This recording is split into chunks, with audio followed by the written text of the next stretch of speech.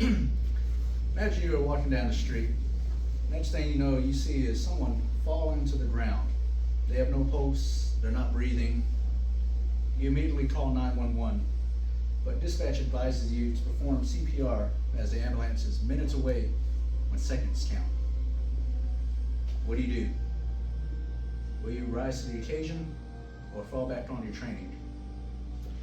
According to heart diseases and stroke statistics, it is estimated that one person in the U.S. has an acute myocardial infarction, aka a heart attack, about every 40 seconds, as well as most out-of-hospital cardiac arrests occur in the home residence, followed by a public setting, and finally, nursing homes.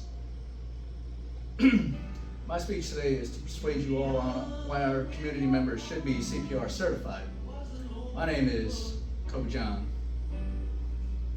and I am a firefighter advanced EMT. I have personal experience in this delicate but necessary topic. CPR is needed because time is not always on our side. We have to worry about the negative effects of the brain damage that can occur fast. We can help immediately while the ambulance needs time to get to us, and knowing how to perform CPR. With the main components of providing compressions, breathing, can help save a life. Well, did you know that the brain is an interesting organ?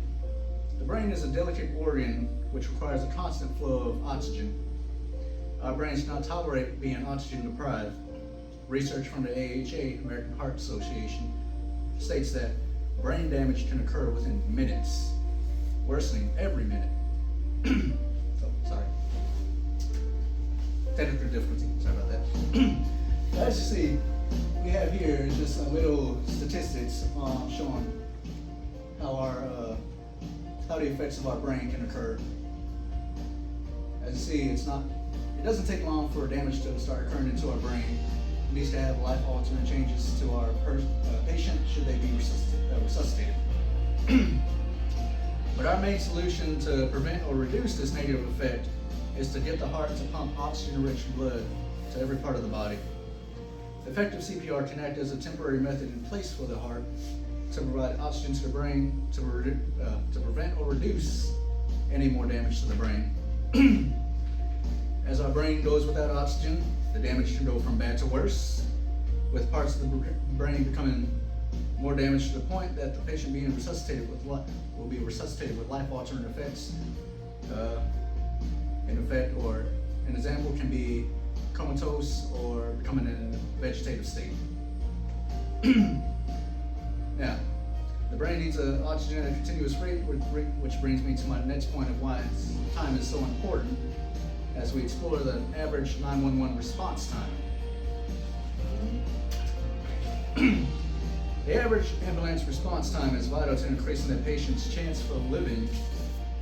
According to AED Land, nationally, the average response time varies significantly. In urban areas, it might be under 10 minutes. In contrast, rural areas can see times exceeding 15 minutes.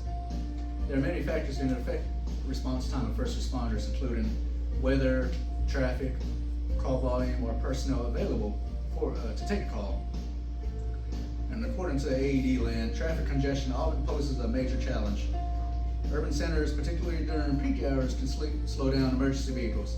This can extend response times significantly.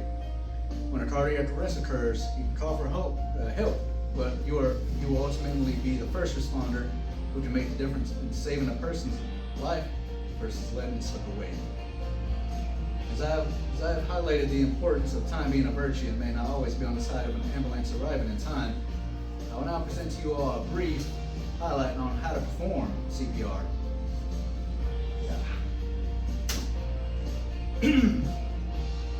We will gain knowledge of how to perform CPR, how to save a life with CPR. First, we want to call 911 because this life-saving procedure can drain your energy.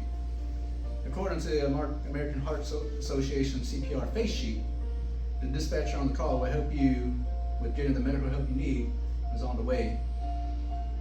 Next, we will begin to push hard and fast in the middle of the patient's chest, specifically looking for a ratio of 30 compressions to 2 breaths, looking about 100 to 120 beats per minute. This will stimulate the heart to pump while providing oxygen to the patient.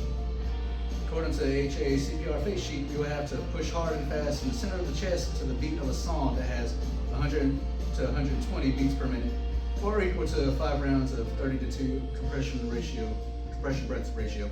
We will continue CPR until the patient regains consciousness or help arrives, whichever comes first.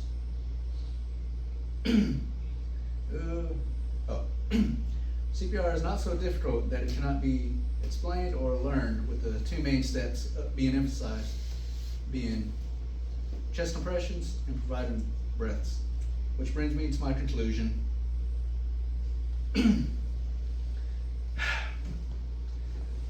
Knowing how fragile our brains are without oxygen, the time frame for the average ambulance to respond, and how easy it is to provide CPR, I believe it would be in our best interest as a community that our community members learn CPR in high-tense situations.